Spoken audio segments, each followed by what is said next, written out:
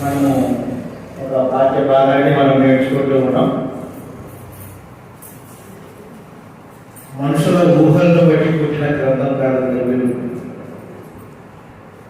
దేవుని పరిశుద్ధాత్మ చేత ప్రేరేపింపబడి దేవుని మూలముగా కలిగినది.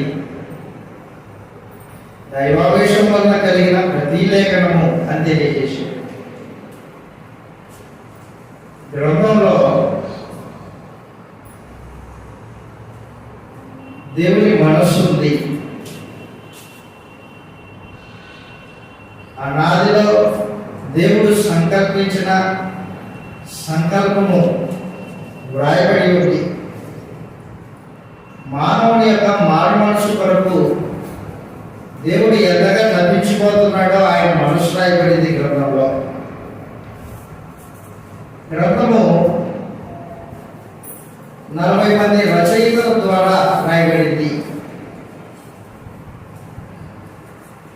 ఈ 40 మంది ఒకే కాలానికి చెందినవాడు కాదు, వివిధ కాలాలకి వివిధ వృత్తులకి చెందినవాడు. గ్రంథము 1600 సంవత్సరాల పాటు రచనలో కొనసాగిన గ్రంథం అది. లోకంలో ఉన్న ఈ పుస్తకమే కానీ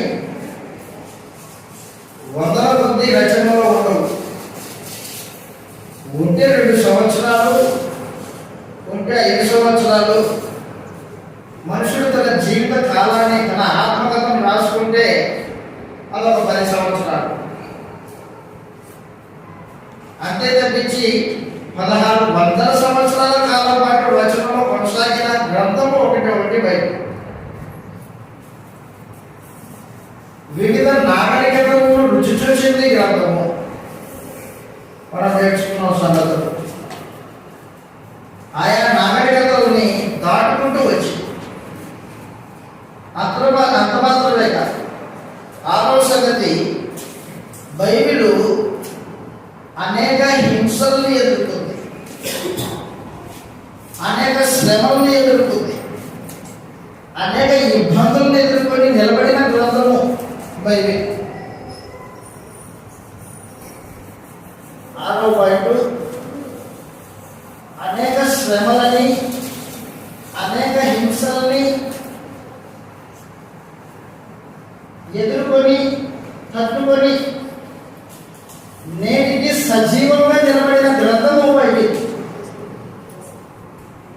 మనుషులు దేవుని గ్రంథం మీద పలుమార్లు పగబూని కక్షబూని దాన్ని నాశనం చేయాలని కంకణం పెట్టుకున్న మనుషులు ఉన్నారు. అలాగని బైబిల్ అంతరించుకోవాలా. దేవుడు తన గ్రంథాన్ని సమస్త మానవులకి చేరవేయాలి అనే ఉద్దేశంతో తన శక్తి చేత దేవుడు గ్రంథాన్ని కాపాడుకుంటూ వచ్చాడు. 6వది, గ్రంథము అనేక శ్రమలు,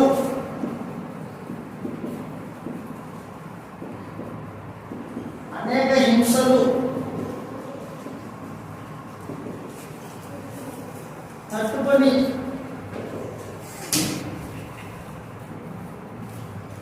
నేటికి సజీవంగా నిలిచింది.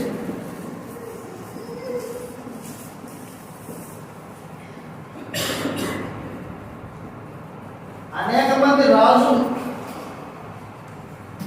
దేవుని గ్రంథమే ఉండకూడదు భూమి మీద అని కంకణం కట్టుకొని కంటికి కనిపించిన ప్రతిదాన్ని దేవుని గ్రంథంగా చెప్ప ప్రతిదాన్ని తీసుకొని వచ్చి కాల్చి పడేసిన వాళ్ళు ఉన్నారు. కానీ బైబిల్ మాత్రము నేటికి సజీవంగానే నిలబడింది. ఇర్మియా గ్రంథంలో యూదారాజు ఒకడు ఉన్నాడు. యూదారాజు దేవుని గ్రంథాన్ని, ఇర్మియా గారు రచించారు దేవుని గ్రంథాన్ని. ఆ గ్రంథాన్ని ఏం చేశాడంటే, రాజు చలి కాచుకోవడానికి కుంపటి దగ్గర కూర్చున్నాడు. యెహోయాకీము అతని పేరు. యూదుల రాజు, దావీదు కుమారుడే, దావీదు సంతానంలో పుట్టినవాడే. దేవునికి వ్యతిరేకంగా నడుస్తున్నాడు, విగ్రహారాధన జరిగిస్తూ ఉన్నాడు, ధర్మశాస్త్రాన్ని విడిచిపెట్టాడు. ఇర్మియా దేవుని ప్రవక్త, దేవుని తీర్పు గురించి, జరగబోయే సంగతులను గురించి రాజుకు బుద్ధి కలగాలని దేవుని చేత ప్రేరేపింపబడిన వాడే రాశాడు. ఆ గ్రంథము చదవగానే యెహోయాకీముకి కోపం వచ్చింది. కోపం వచ్చి తాను చదువు పెడుతున్న ఆ గ్రంథాన్ని తీసుకొని తాను కాల్చుకుంటున్న, చలి కాల్చుకుంటున్న కుంపట్లో కాల్చేశాడు. ఇర్మియా గ్రంథం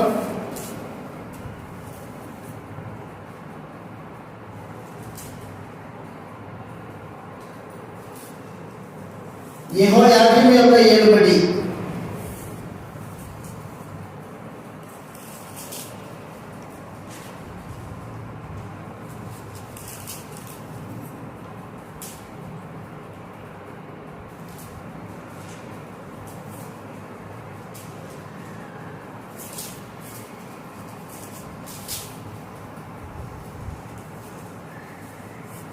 ఇర్మియా గ్రంథము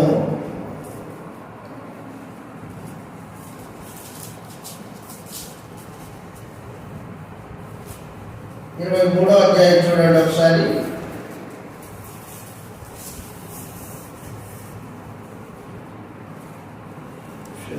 మాట మర్చిపోయారు. దేవుని గ్రంథాన్ని కాల్చివేసిన వాడు యూదారాజు యెహోయాకీము. 29వ అధ్యాయం.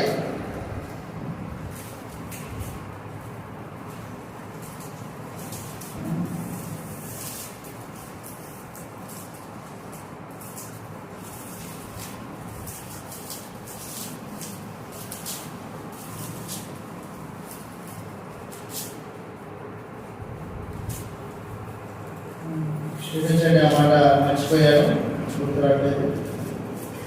అయితే గ్రంథమును కాల్చివేసి మనుషుల యొక్క మనుగడలో లేకుండా దాన్ని తీసివేయాలని అనేక మంది రాజులు ప్రయత్నం చేశారు. ప్రత్యేకించి క్రైస్తవ్యము భూమి మీద ఉండకూడదని రోమా చక్రవర్తులు క్రైస్తవ్యాన్ని హింసించారు 1వ శతాబ్దంలో. ఇప్పటికీ దేవుని గ్రంథమైన బైబిల్ మీద మనుషులు కక్షకొని క్రైస్తవం అనేది భూమి మీద ఉండకూడదు అనే ఆలోచన చేత క్రైస్తవుని హింసించేవారు ఉన్నారు. అయినప్పటికీ క్రైస్తవ్యం అనేది అంతమయ్యేది కాదండి. దేవుని గ్రంథానికి నాశనం లేదు. యేసు ప్రభువు ధర్మశాస్త్రం గురించి మాట్లాడుతూ మత్తయి సువార్త 5వ అధ్యాయంలో ఈ మాట తెలియజేశాడు. భూమి ఆకాశములు గతించిపోయినే కానీ దేవుని వాక్యము నిలిచి ఉంటుంది అని చెప్పాడు. మత్తయి సువార్త 5వ అధ్యాయము ధర్మశాస్త్రం గురించి మాట్లాడినప్పుడు యేసు ప్రభువు తెలియజేసిన మాట 5వ అధ్యాయం 17వ వచనంలో, మత్తయి సువార్త 5వ అధ్యాయము 17వ వచనంలో, ధర్మశాస్త్రమునైనను ప్రవక్తల వచనములైనను కొట్టివేయవచ్చునని తలంచకుడి, నెరవేర్చుటకే కానీ గడ్డగిన చేపెట్టుకుంటే నిద్ర వస్తుంది, సరి కూర్చుంటే నిద్ర రాదు. ధర్మశాస్త్రమైనను ప్రవక్తల వచనములను నెరవేర్చుటకే నేను వచ్చాను, కొట్టివేయడానికి నేను రాలేదు. ఆకాశము భూమి గతించినే కానీ ధర్మశాస్త్రం అంతయు నెరవేరు వరకు ఒక పొల్లైనను ఒక సున్నాయినను తప్పిపోదని నిశ్చయంగా మీతో చెప్పుచున్నాను. ఆకాశము భూమి గతించినే కానీ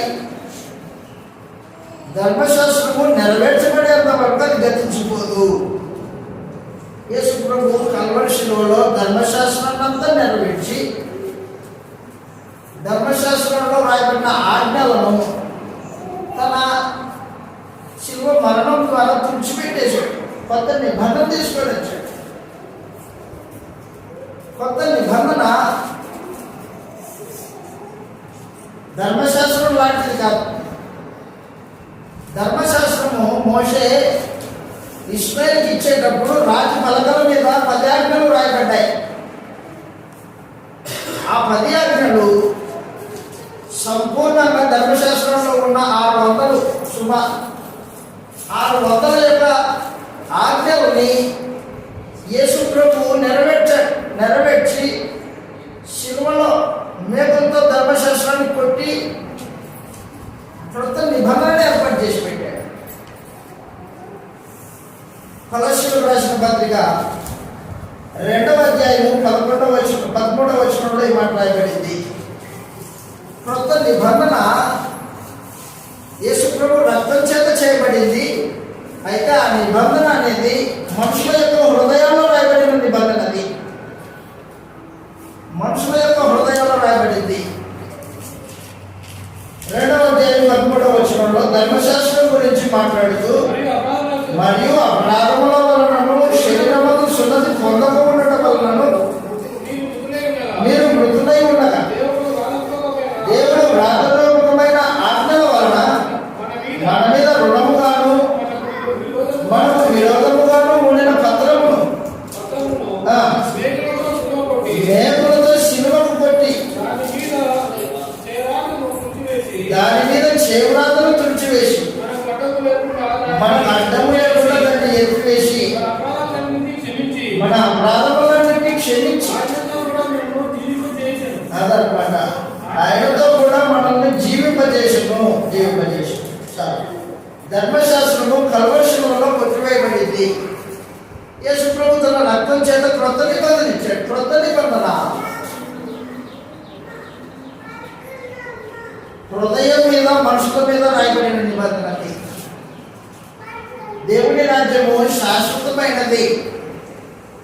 ఆయన నిబంధన శాశ్వతమైన నిబంధన. సంఘము శాశ్వత కాలం ఉంటుంది.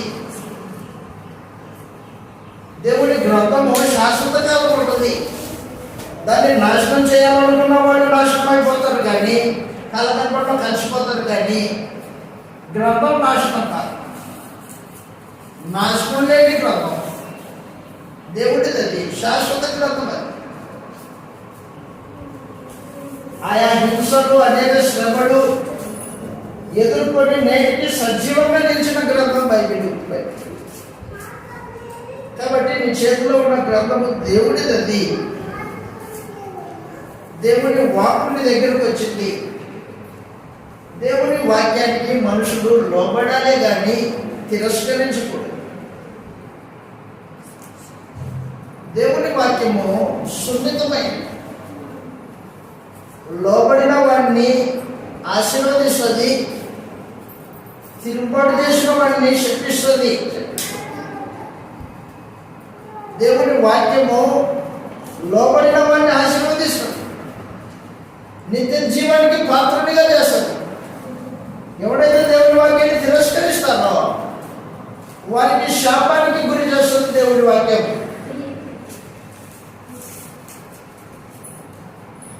మొదటి శతాబ్దంలో గ్రంథం ఉండకూడదు, క్రైస్తవులు ఉండకూడదు అనే ఉద్దేశంతో క్రైస్తవ్యాన్ని మట్టుపట్టించడానికి, మట్టిలో కలిపేయడానికి ఆలోచన చేసిన రోమన్ చక్రవర్తులు ఉన్నారు. వారు కాలగర్భంలో కలిసిపోయారు, కానీ గ్రంథం నేటికి నిలబడింది.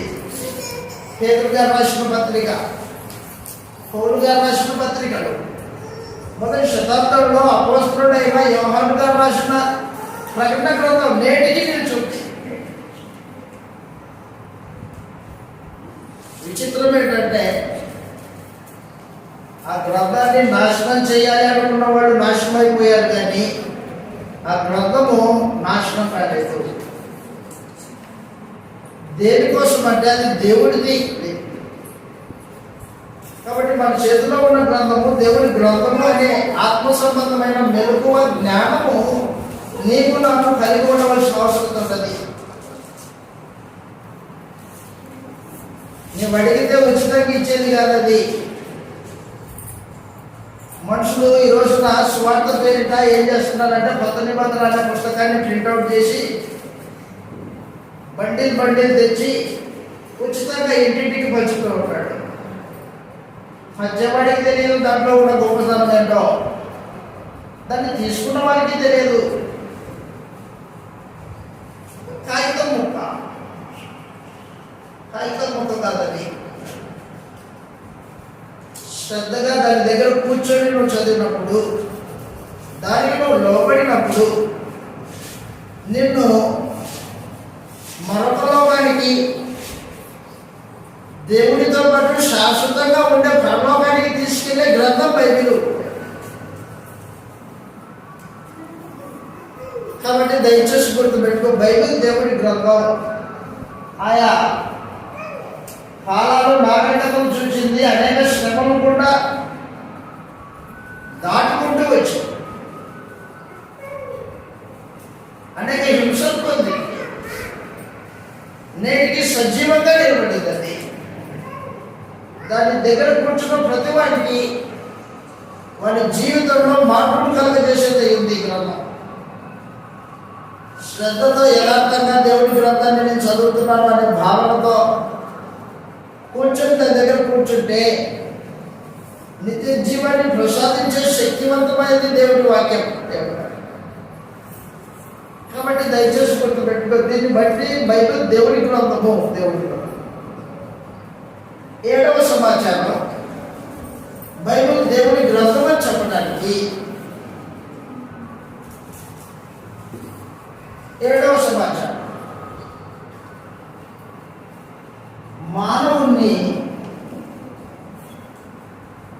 మానవునిగా గుర్తించిన గ్రంథం.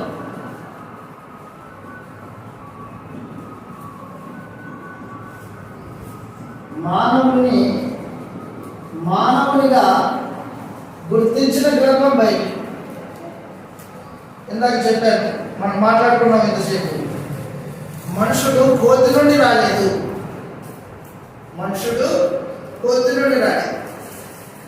మొదటి మనిషి అనాగరికుడు కాదు. రాయి తీసుకొని నిప్పు కలగజేశాడని పుస్తకాల్లో ఉంది. మాంసం తినేవాడు మానవుడు, పచ్చి మాంసం తినేవాడు కొన్ని రోజులు. ఆ తర్వాత అగ్ని కనుక్కున్నాడు. అగ్ని కనుక్కున్న తర్వాత అగ్నితో కాల్చుకొని తినడం నేర్చుకున్నాడు. ఆది మానవుడు అనాగరికుడు, బట్టలు ఉండేవాడికి అని పుస్తకాల్లో రాయబడింది. కోతి నుండి వచ్చేటవాడు అని రాయబడింది. మానవ పుస్తకాలు మానవుణ్ణి అనాగరికుడిగా, ఒక జంతు జాతి నుండి పుట్టిన వాడిగా చెప్పుకొచ్చింది. మానవ పుస్తకాలు అలాగ మాట్లాడ్డాయి. మానవుడు ఒక జంతువు అన్నాడు ఒక ఆయన. మానవుడు ఒక జంతువు అంట. జంతువు తింటుంది, నిద్రపోతుంది, బహిర్భూమికి వెళ్తుంది. అలాగే మనిషి కూడా అంతే. మానవుడెంతో జంతువు అంతా అని మాట్లాడాడు ఒక ఆయన. గుర్తుపెట్టుకో, మానవుడు జంతువుగా. దేవుడు మానవుడిని సృజించినప్పుడు తన స్వరూపము తన పోలికలో సృజించాడు. దైవ స్వరూపం కలిగిన వాడు మానవుడు, కోతి నుండి వచ్చిన వాడు కాదు. సొంతం ఇలా రాయబడింది. ఆదికాండము 2వ అధ్యాయము, క్షమించండి 1వ అధ్యాయము 26వ వచనంలో, ఆదికాండము 1వ అధ్యాయం 26వ వచనంలో దేవుడు మన స్వరూపమందు మన పోలిక చొప్పున నరులను చేయుదుము. వాడు సముద్రపు చేపలను, ఆకాశ పక్షులను, భూమిని, భూమి మీద ప్రతి జీవిని ఏలుగుగా కానీ పలికెను. ఏలికగా చేశాడు దేవుడు మానవుడిని. జంతువుల్లో నుంచి కాదు మానవుడు వచ్చింది. అనాగరికుడు కాదు మానవుడు, జ్ఞానం కలిగిన వాడు, దేవుడి యొక్క స్వరూపం కలిగిన వాడు. దేవుడు అదృశ్యుడు, మానవుడు కూడా అదృశ్యుడే. వాడి ఆత్మ అదృశ్యమైనది. దేవుడికి చావు లేదు, నరుడికి కూడా చావు లేదు. జంతువుకి చావు ఉంది, జంతువుకి ప్రాణం ఉంది. అది మట్టిలో కలిసిపోతుంది, ఇక లేకుండా పోతుంది. కానీ మనుషుడు అలాంటి వాడు కాదు. మట్టిలో తన శరీరం కలిసిపోయినప్పటికీ మానవుడు స్థిరముగానే ఉంటాడు. ఈ భూమిని ఖాళీ చేశాడు, ఇంకొక లోకానికి వెళ్ళాడు అంతే తప్ప శాశ్వతంగా లేకుండా ఏం పోడు. మానవుని స్థితి వేరు, జంతువుల స్థితి వేరు. మానవుని మానవునిగా గుర్తించిన గ్రంథం బయట. మానవుణ్ణి మానవునిగా గుర్తించి దేవ స్వభావం కలిగిన వాడు నరుడు. కోతి నుండి వచ్చిన వాడు కాదు. వాస్తవానికి గ్రంథంలో జంతువులు ఎలా పుట్టాయో ఒకసారి చూద్దాం. మనం జంతువులు ఎలా పుట్టాయి మీకు ఎవరికైనా తెలుసునా? జంతువులు ఎలా పుట్టాయి? ఎక్కడి నుంచి? భూమిలో నుంచి పుట్టుకొచ్చే జంతువులు. కరెక్ట్. ఆదికాండం 1వ అధ్యాయంలో జంతువుల తయారీ విధానం వేరే, మానవుని దేవుడు సృజించిన విధానం వేరే. 1వ అధ్యాయం 24వ వచనం చదివితే జంతువులని దేవుడు ఏ రూపంలో కలుగజేశాడో చెప్పాడు.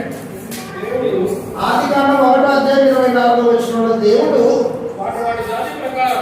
ఆయా జాతుల ప్రకారము జీవం కలిగిన వాటిని, అనగా వాటి వాటి జాతి ప్రకారము పశువులను, పురుగులను, అడవి జంతువులను భూమి పుట్టించుడు కాదని పలికి ఆ ప్రకారం ఆయను. ఎక్కడి నుంచి వచ్చాయి అవి? భూమిలో నుంచి వచ్చాయి. కోతులు భూమిలో నుంచి వచ్చిన జంతువులు అవి. పులులు, సింహాలు భూమిలో నుంచి వచ్చినవి. మానవుడు భూమిలో నుంచి వచ్చిన వాడు. మానవుడిని దేవుడు స్వయాన తన చేతుల కూడా తయారు చేశాడు. ఆదికాండంలో 2వ అధ్యాయము, ఆదికాండంలో 2వ అధ్యాయం 7వ వచనంలో మానవుని యొక్క తయారీ విధానం చెప్పాడు. దేవుడైన యెహోవా నేలమట్టి నుండి నరుని నిర్మించి వారి రాశిగా గ్రంథములు కూడా జీవవాయువును ఊదగా నరుడు జీవాత్మయును. తయారీ విధానంలోనే తేడా ఉంది జంతువులకి మానవునికి. జంతువు కాదు మనుషుడు. మనుషుడు దేవుని యొక్క స్వరూపము, దేవుని యొక్క పోలికలో కలగజేయబడ్డాడు. మానవునికి చావు లేదు. మానవ దేహానికి చావు ఉంది, కానీ మానవునికి చావు. నీవు చనిపోవు. జంతువులు చచ్చిపోయిన తర్వాత వాటికి మరొక జీవితం అనేది లేదు జంతువులకి. కానీ నీకు దైవ స్వరూపంలో కలగజేయబడ్డావు. నీవు మరొక జీవితం ఉంది. చావు తర్వాత మరొక జీవితం ఉంది నరుడికి.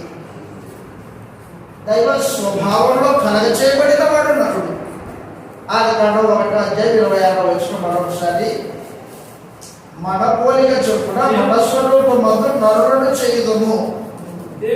దేవుడు మన స్వరూపము చొప్పున మన పోలిక చొప్పున నరులను చేయుదు. వారు అదిగో ఆకాశ పక్షులను, పశువులను, సమస్తమును ఏలుబడి చేసేవాడు. ఏలిక మానవుడు. మానవునికి లోబడిన జంతువు అంటూ ఏది లేదు. మృగము, పక్షి, జలచరాల్లో ఏదైనా మానవునికి లోబడాల్సిందే. ఏడుగు ఎంత బలం కలిగింది? ఏడుగు ఎంత బలం కలిగింది? మావటి వాడికి తల దించమంటే తల దించుతుంది, కూర్చోమంటే కూర్చోండి. సర్పము విషజంతు. మానవుడు ఎలా చెబితే అలా నడుస్తుంది. ఏలిక మానవుడు, జంతువు కాదు. జంతువు అంటే లోక సంబంధమైన జ్ఞానము పిల్లలకి నేర్పిస్తూ ఉంది.